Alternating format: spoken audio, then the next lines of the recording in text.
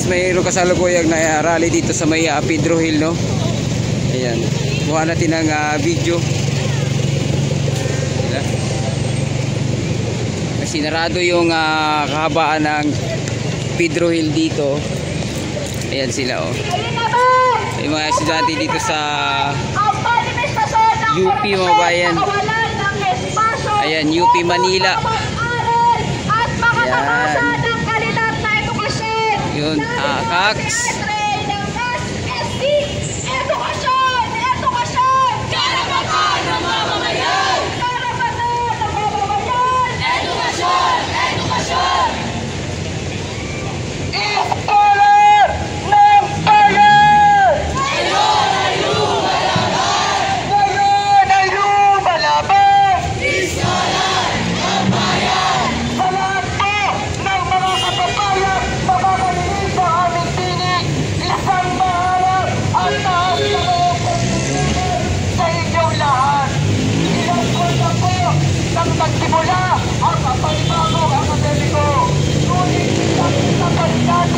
Okay, mga bayan, UP Manila.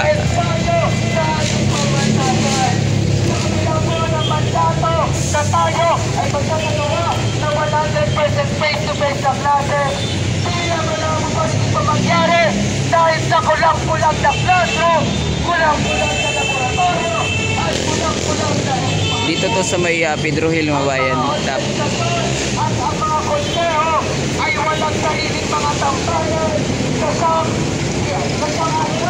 sa pag-organisa at pagpupumisa. Hingin po sa kaalaman ng lahat, kabataan pa sa matinding burokrasya ang mga organisasyon upang sila ay makakuha lamang sa sapat na espasyo upang sila makagawa ng kanilang mga activities. Bagamat ay pasa ang free tuition law sa ating bansa,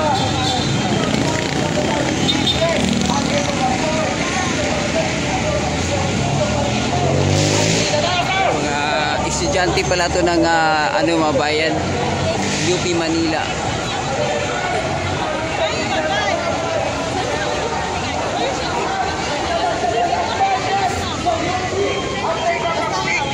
Ayan, oh, ayan, Marcos Corrupt, ayun, ngayon.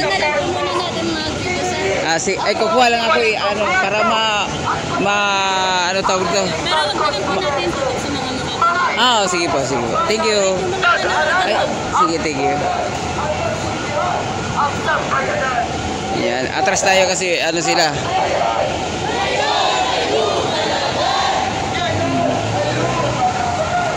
Yan pa yan, gusto nila ayaw wag itutok.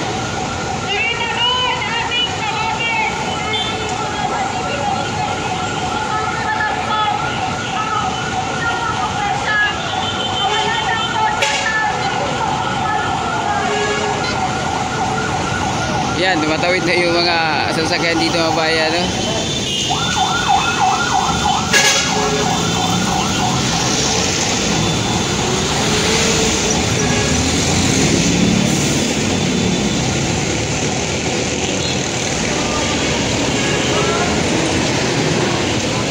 Bali, sinarado nila itong kabahan ng EDSA, mga bayan.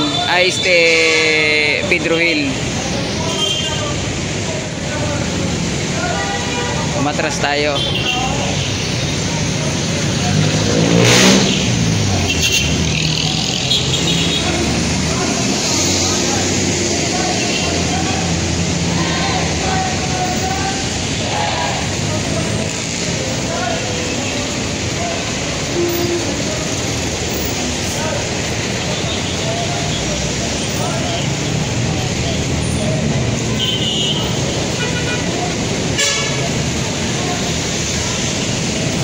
Maraming sasakyan tumatawid.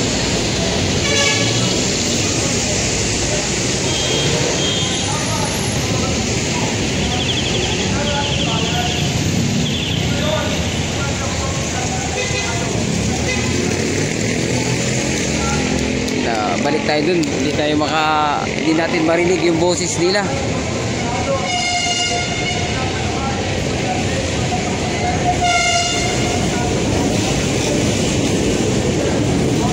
Mga estudyante to.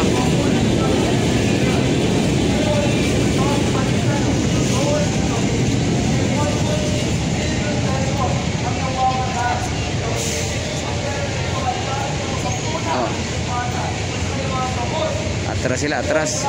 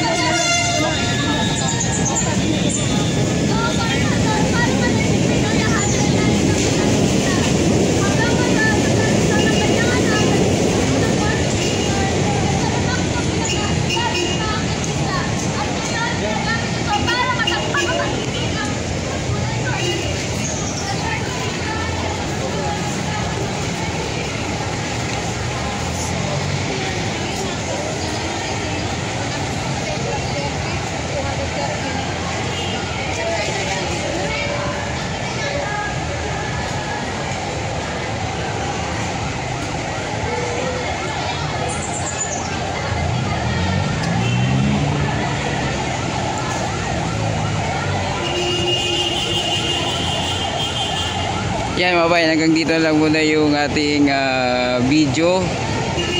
Kaganapan ngayon dito sa may Pedro Hill mga bayan, no, malapit sa UP Manila. At mga estudyante ng UP Manila ay nagprotesta ngayon dito laban sa administrasyong Marcos sa tindi ng korupsyon. Yan, so hanggang dito lang muna. Adios mga bayan. Bye bye, salamat.